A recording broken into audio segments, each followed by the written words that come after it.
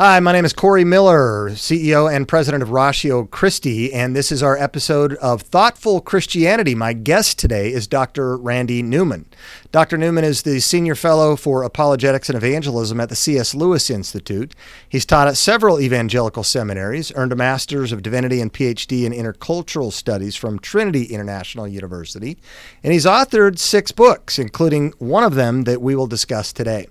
Fun fact is that Randy and I had the pleasure of serving together on staff at Faculty Commons Crew, where we reached out to professors together. Welcome to Thoughtful Christianity, Randy. Oh, it's great to be with you, Corey. I'm really looking forward to this a lot. Same here. And thank you so much. The book that we're going to discuss today is part of a series, and you encouraged the publisher to contact me to join the party and publish one on a different topic. So I read your book right here, looking forward to discussing it with you, engaging with Jewish people, understanding their world, sharing the good news. Now, this book, as I had mentioned, is part of a series of books, all of which have the same expression: engaging with Hindus, engaging with Muslims, engaging with Mormons, except yours. Your book in the series is engaging not with Jews. Why not? And then please tell us your story. I'm so glad you latched onto that. Yeah, that was one of the first things I said to Tim at the Good Book Company. I said, well, if you actually, the first thing I said to him is, listen, if you're going to do a whole series on engaging with this group, you better not leave the Jewish people out, because we got Bible verses on the side of to the Jew first. I mean, I don't want to preach a sermon, but so. And then the next thing I said to him is, but don't call the book Engaging with Jews. Call it Engaging with Jewish People. And he got it right away, and I think you do too. But in Jewish ears, the word Jew can sound hateful. It can sound harsh. That's the way the Nazis talked about the Jews and the Jew problem. So it's just more culturally sensitive to avoid that minefield and say, let's talk about Jewish people. And so I one of the things that I want to encourage Gentile Christians when they're engaging in a conversation, don't say, oh, you're a Jew. I love Jews. It's just a harsh word, not for all Jewish people, but enough that why run the risk? Mm-hmm. So, and terminology is a very big deal with talking to Jewish people. I think it's better to talk about Jesus, the Messiah, instead of the word Christ. I mean, I don't say, oh, never say that, but just culturally, the word be sensitive Christ in a Jewish ear usually was followed by the word killer, Christ killer. Oh, you Jews you are the Christ killers. So why not talk about Jesus, the Messiah? It's a better word, and it communicates so much more in a Jewish mind. So, yeah, and tell us your background. Then you have a Jewish background. Indeed, yes. I grew up in suburbs of New York City, where there's a very high percentage of a Jewish population. I grew up in a mostly secular Jewish family, but my father fought in World War II, and my parents were of that Jewish generation that first experienced and learned of the Holocaust. So there was a big emphasis when I was growing up of Jewish education and making sure that Jewish children knew what it meant to be Jewish. So in addition to public school, I went to Hebrew school 3 afternoons a week. And Judaism became more important to me than it was to the rest of my family. I think I was really searching, trying to connect with God. I had my bar mitzvah when I was 13. And I continued to go to synagogue after my bar mitzvah, which was kind of unusual for that time and our crowd. But I really was searching. And on Yom Kippur, when I was about 16 years old, Yom Kippur, the holiest day of the year, the Day of Atonement, the day that you get right with God by confessing all of your sins and asking him to write you in the book of life. I said, okay, that year I was going to do all the things you're supposed to do on Yom Kippur. In previous years, I only did some. But so there's no eating of food, you fast, you don't drive in a car, you walk. You spend the whole day in synagogue. There's a whole lot of prayers that you pray. You confess a very long list of sins. And as I was walking home at the end of the holiday, I thought it didn't work. I don't feel close to God. It didn't. I mean, what did I leave out? And I had this terrible experience of looking down at my shoes. I was dressed up in a suit and I was wearing dress shoes, fine leather shoes. And I remembered then that years before in my Hebrew school instruction, we were taught that you don't wear leather shoes on Yom Kippur. Now that's not in the Bible. That's not in the Bible. That's in rabbinic tradition, and there's various different interpretations why, all of which are not really that convincing. But I remember thinking, oh, that's why it didn't work. I wore the wrong shoes. Guess I'll have to try again next year. And then I thought, that's got to be the stupidest thing in the world. You got to be kidding me. This is how you connect with God, by remembering a million rules and keeping rules and wearing the right shoes. And so I don't remember praying, but it had the effect of a prayer of, God, there's got to be some other way. And I now look back at it and I see that I think God began answering that prayer by connecting me with some Christian friends in high school who invited me to their church youth group. I went because they told me it was fun and the girls were cute. I wasn't going for anything religious, but I heard the gospel and I saw people who really knew God in a really personal way. And, it's kind of a crazy thing to see Gentiles who know your God better than you do. And like Paul said in Romans 9, 10, and 11, I got jealous. How come these Gentiles know God better than I do? How come they can pray in English? I thought God only knew Hebrew. No, I didn't really think that, but it seems strange that I had to learn another language to pray. So that started for me, questions and lots of conversations. And eventually I read the Gospel according to Matthew, and I read C.S. Lewis's Mere Christianity.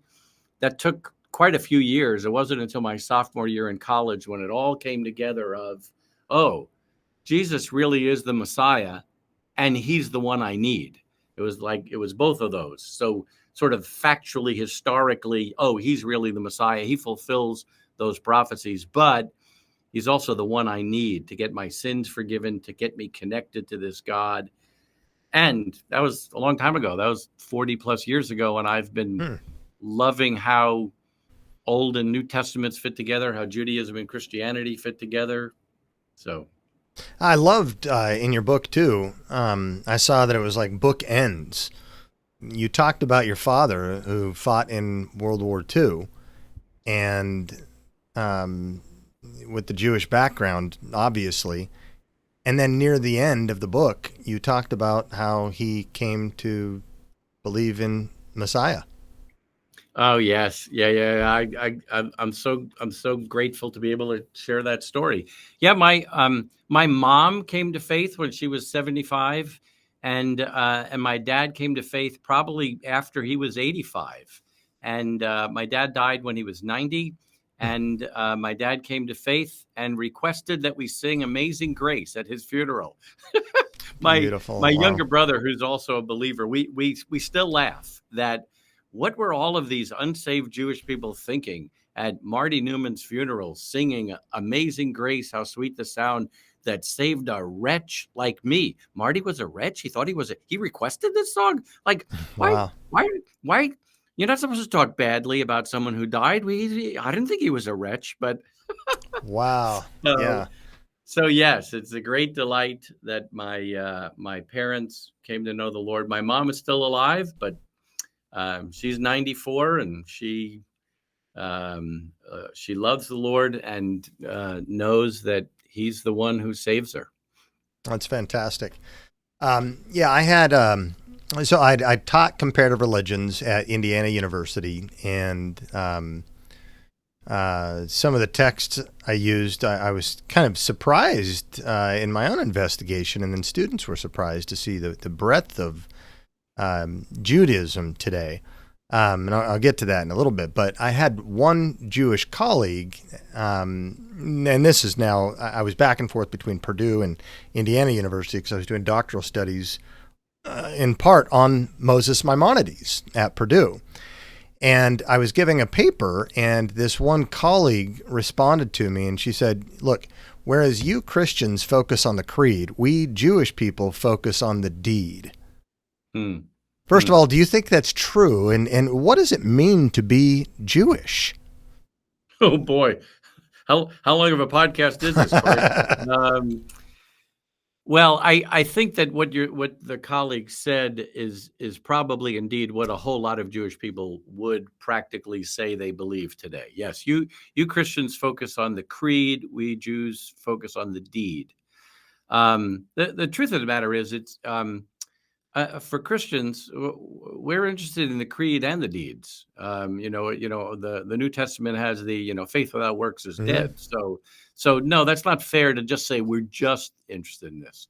Now, it is accurate, I think, historically in America and much of the world today that Jewish people would probably say, no, it's not all that important what you believe; it's how you live your life.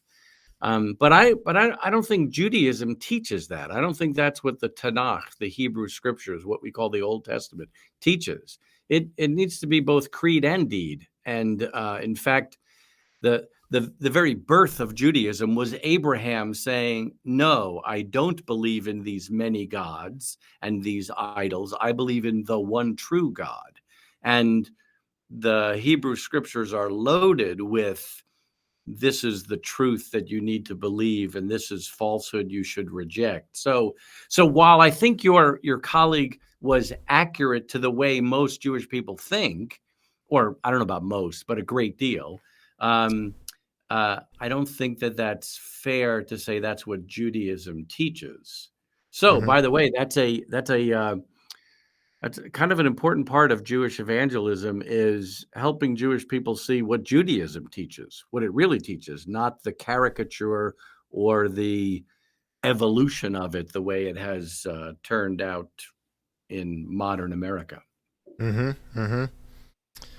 Yeah, I think many people are surprised to see how broad it is, and you can be a naturalistic Jew. Sure, you can be a pantheistic Jew. You can be a theistic Jew. You can be an atheistic Jew. How can you be an atheistic Jew?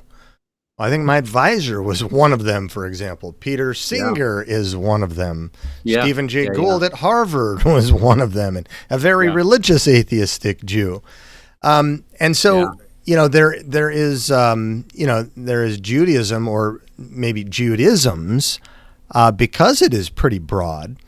And to quote one of the scholars in Israel, whose view I was actually defending in my dissertation, Menachem Kellner's book, it was titled, "Must a Jew Believe Anything?" I mean, that's striking. You would think, well, sure, there are a lot of things. Well, give me one. Well, I mean, monotheism. Well, really? How many contemporary Jews are self-identifying as a Jewish person, and they're not a monotheist? They're not even a theist. Again, must a Jew believe anything? And what's the emphasis then on contemporary Judaism of what constitutes being Jewish? Man, so well, there's as you're speaking, I'm seeing two roads. So one of them is, well, given the reality of what Jewish people today in the world believe and think, yeah, it's kind of just about anything. Although I will quickly add, the one tenet that unites them strongly is, no, we don't believe in Jesus.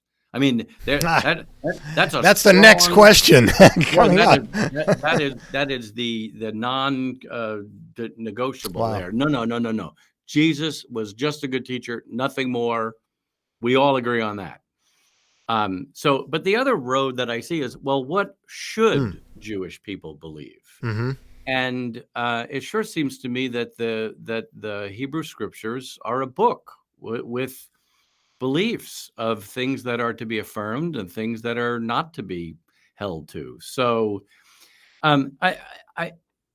so on the one hand, we want to prepare Gentile Christians to say, listen, don't be surprised if the person tells you, I'm Jewish, but I don't believe in God, or I'm Jewish, but I'm really a Buddhist. And they don't feel a contradiction there because of how much persecution we've had and moving around and having to live surrounded by alien cultures where we're not as uncomfortable with seeming and real contradiction.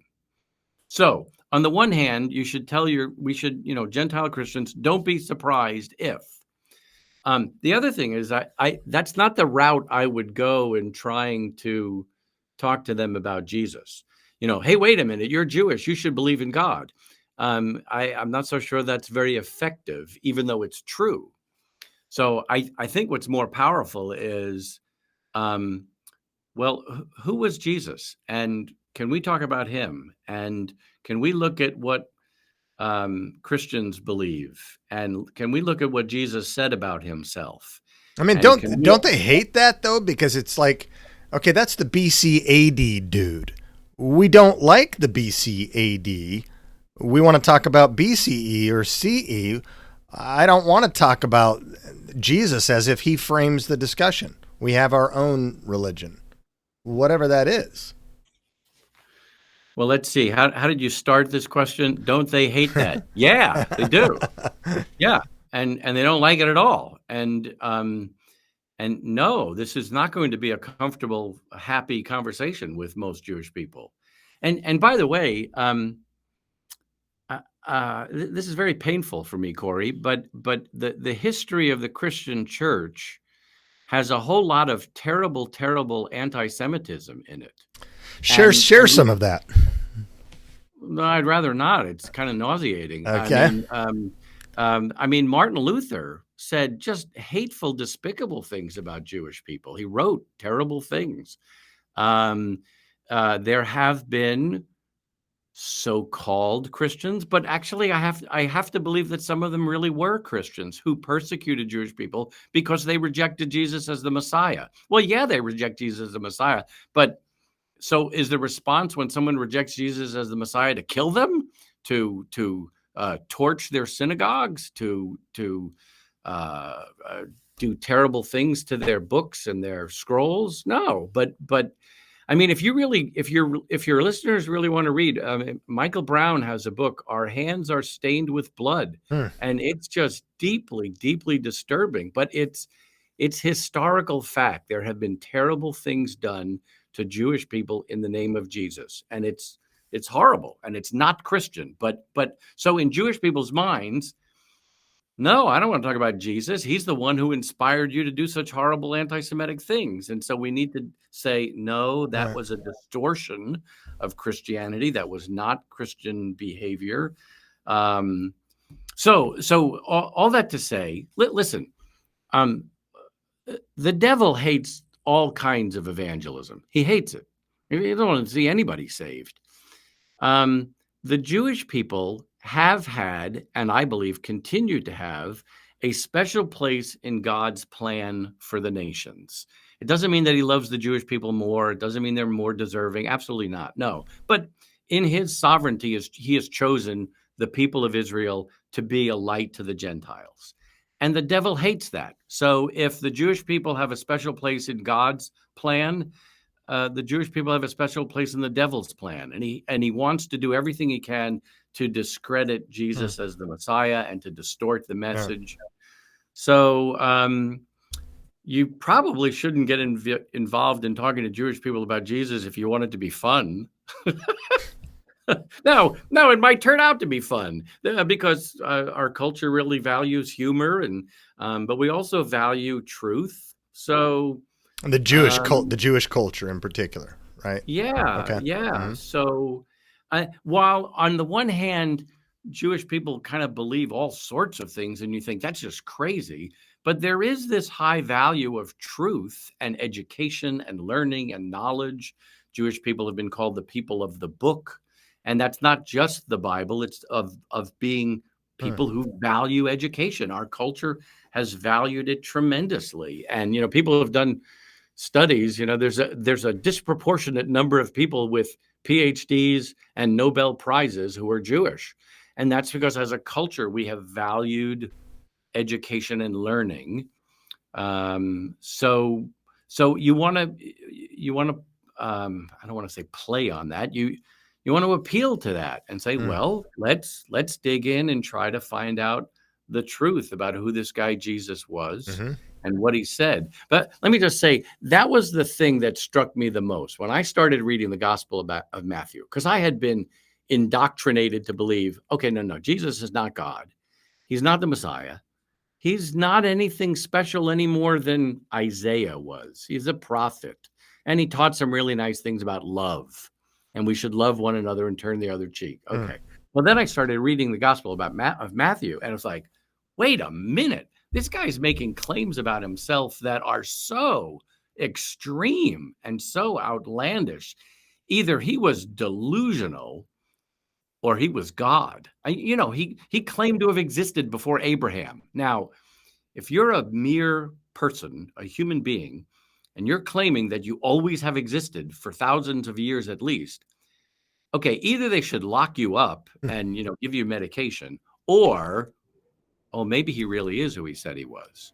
So, there's that C.S. Lewis quote of the person who claimed the kind of things that Jesus claimed is either a lunatic on the level of a person who calls himself a poached egg, or he was God himself.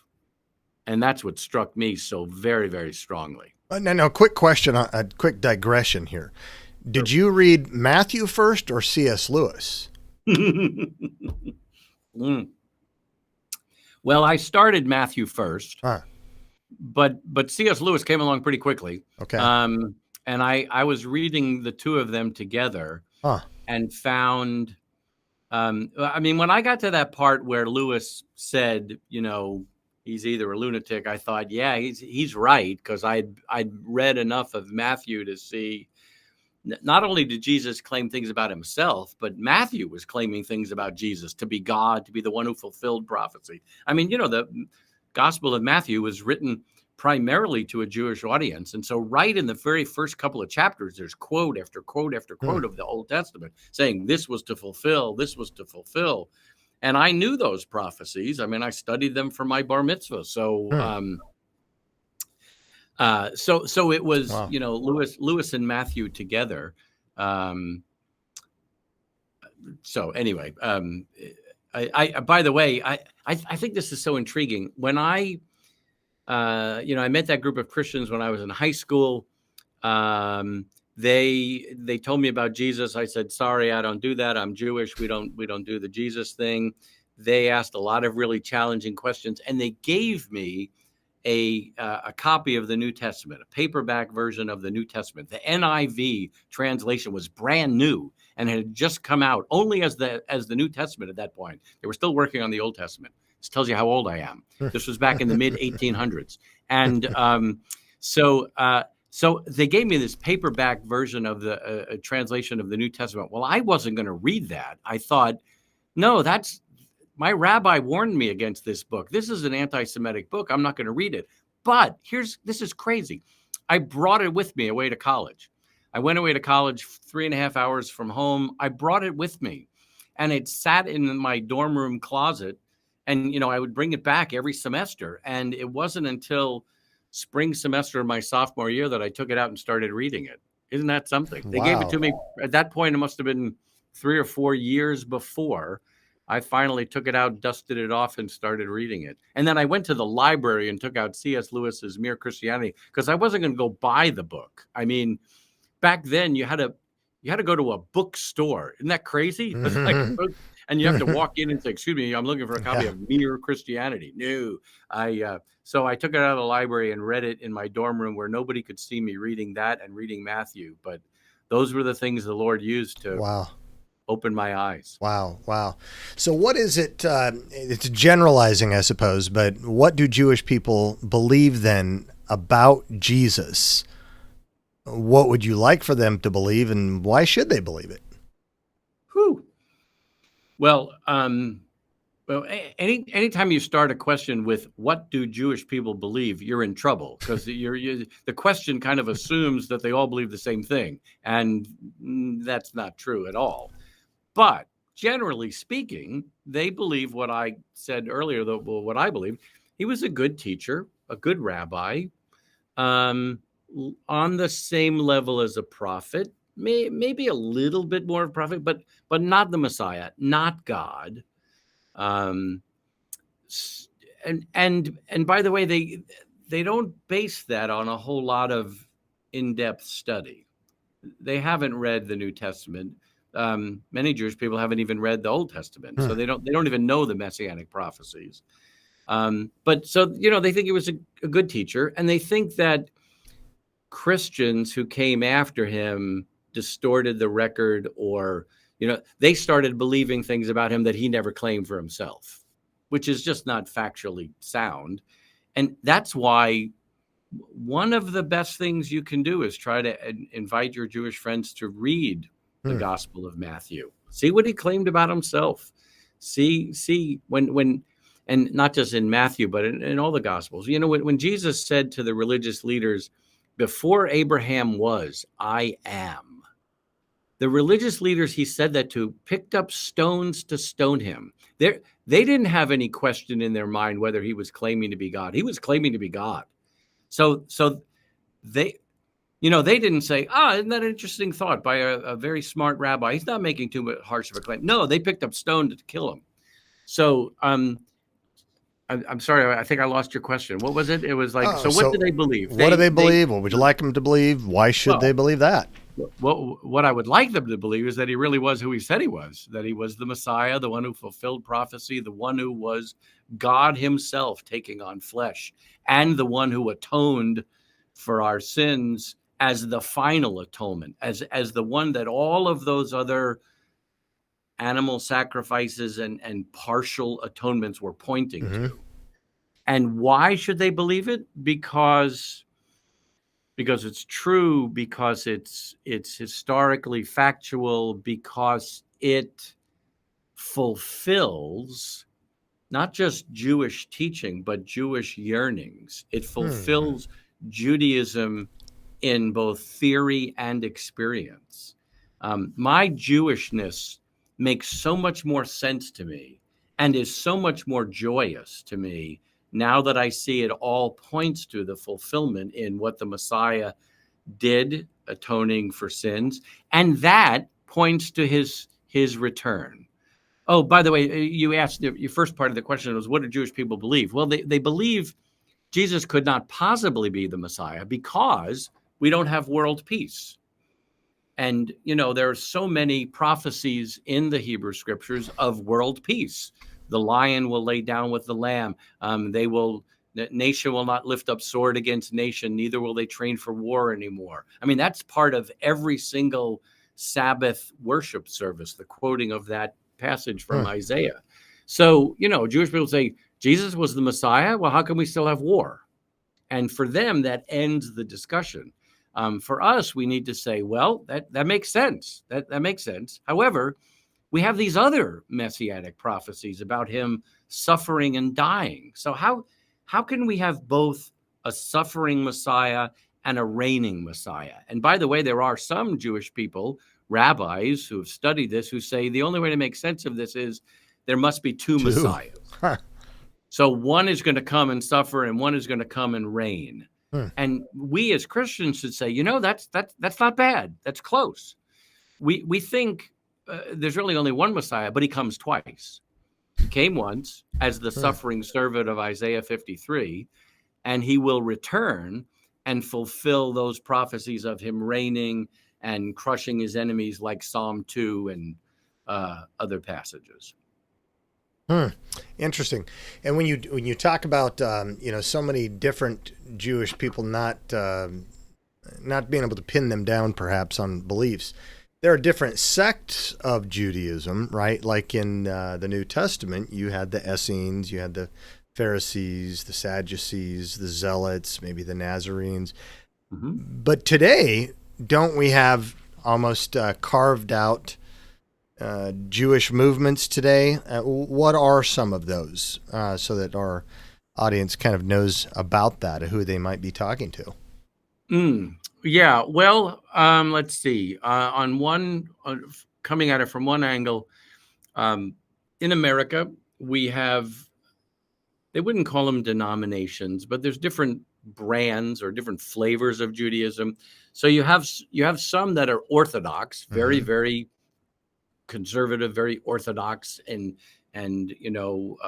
adhering to all of the rituals. On the other side of the spectrum would be much more of a liberal, more almost secular, who would call themselves Reformed. In between, this gets confusing, I know. In between would be some synagogues that would call themselves conservative. I know you need a chart. So they're not as conservative as the Orthodox. They're not as liberal as the Reform.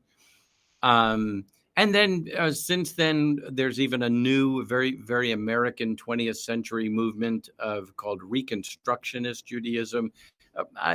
That's kind of small, but that would be kind of very, very culturally Jewish, and very, very politically Jewish, involved in working for the preservation of the state of Israel and some political causes, but may not be very spiritual or religious at all. So those are like the American flavors. In Israel, there's more probably aligned with different political parties.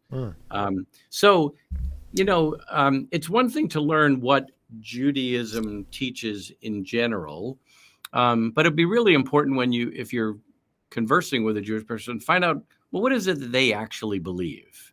Which of the parts of Judaism are most meaningful to them or most important to them? And yeah, that would be tremendous amount of variety. And I think just being a good listener and probably not pointing out, hey, wait a minute, you're Jewish, you're not supposed to believe that. I wouldn't go that route. So I guess if you had to, well, you had mentioned Israel a moment ago. I thought this was interesting. I got to take a trip over there 3 years ago for the first time ever. That was absolutely fantastic. What a cultural experience. Good. And where was I going with that? Oh, yes. I was thinking about, our guide, who was a Messianic Jew. And they would be someone, from my understanding, who couldn't even get citizenship in Israel, even if they're descended from Moses himself. You have to have be a non-Messianic Jew, non-Jesus follower, I guess. But you're defined by the matriarchy, by your Jewish mother. And why is that? So for a whole lot of Jewish people, Judaism is a religion, but it's also a nationality, or it's also an ethnicity. It's also a culture. And so Judaism is passed down through the genes and also the beliefs, and they're intertwined. And so, there's a whole lot of Jewish people who genetically they're Jewish, but theologically not. But they would still say that they're still Jewish. They all celebrate Yom Kippur, the holidays, the feasts. Or maybe not. Maybe they don't celebrate any of the holidays, but they say, I'm Jewish. I was born Jewish. I'll die Jewish. That's never going to change. I mean, it's kind of like, someone saying they're Norwegian. That's in their blood. It can't change. Yeah. Okay. So that's hard, because it is a nationality or an ethnicity, and also a religion and a theology. And again, Jewish people they're rather comfortable if there's contradictions there. That doesn't seem to bother them. And then the nation of Israel has made some statements about people, if they're Jewish, they can automatically become citizens, even if they were born in another country. You can make aliyah. That's the Hebrew phrase of you can move from the United States if you're Jewish and become a citizen of Israel, but not if you believe in Jesus, because they would say then you've converted to another religion. And is this consistent? No, but consistency has not always been a strong part of our people's history. I mean, so if you were then to wrap up and think about some practical tips, it seems to me we're seeing Judaism or Judaisms as a set of beliefs. There's a long history, It's a culture that's developed over that time. There's probably a great sense of solidarity given all the persecution that they've Yes. survived. So whether you're a pantheist, atheist, or theist, you have that solidarity together as being part of the Jewish people. To reach this broad swath of people, then, if you had 3 practical tips for Christians who might try to build bridges with Jewish people and have conversations about the gospel, what might be, I don't know, 2, 3 tips that you would give? Yeah, good. Thanks. Well, maybe by way of preparation, to make a conscious decision to enter into the conversation, even if it's uncomfortable. You know, I don't know if your listeners know Rico Tice. He's with Christianity Explored, and he wrote a book called Honest Evangelism. And he says that in many cases, the first step of honest evangelism is crossing the pain line, Huh. crossing the line of pain of, no, this isn't going to be comfortable, and choose to raise like a taboo topic. Hey, listen, I wonder if we could ever talk about, faith. I come from a Christian background, and the more I understand about Judaism, the better I understand my own faith. I just wonder if you'd be willing to have a conversation about that, and even be willing to acknowledge the elephant in the room, so to speak. Of, listen, I know that a lot of people don't talk about this, and they just kind of leave it unsaid, but I just wonder if you'd be up for talking about that. I'd like to understand your faith better. I'd love it if you'd like to learn a little bit about mine and try to enter into a dialogue that way. And then thirdly, I would encourage Gentile Christians, check out the resources that groups like Chosen People Ministries and Jews for Jesus have on their website. They've got videos and articles and all sorts of very, very helpful things. I'd encourage people to hear those stories. Chosen People Ministries started this project where they filmed a whole lot of Jewish people's testimonies. I think it's on the web at ifoundshalom.com. How's that for a term? I found shalom. Beautiful. And just listen to those stories and hear some of those things and engage in conversations. Ask the Lord to work in dramatic, powerful ways. Yes, the vast majority of Jewish people don't believe, but my friends who are on staff with Chosen People and Jews for Jesus, they're seeing an increase in interest and openness, and it's very exciting. So, well, very good. If people want to know more, what's the website with the ministry you're associated with? Well, I'm with the C.S. Lewis Institute, cslewisinstitute.org. Mm-hmm. That's not primarily a Jewish ministry, but that's where a whole lot of our resources are. The book that we're talking about, my book, Engaging with Jewish People, you could find that, wherever. The Good Book Company has some good stuff on their website. They're the ones who published it. So those would be the places I'd point people to. All right. Well, this is fantastic. It's a very enlightening book. I would say the series is very good, too. It's short, concise, written by people who understand the backgrounds, very welcome, and in your case, entertaining, because you've always had a comical background as well. So imagine that. Thanks for joining us on Thoughtful Christianity today, Randy. God bless your ministry. My pleasure. Thanks so much.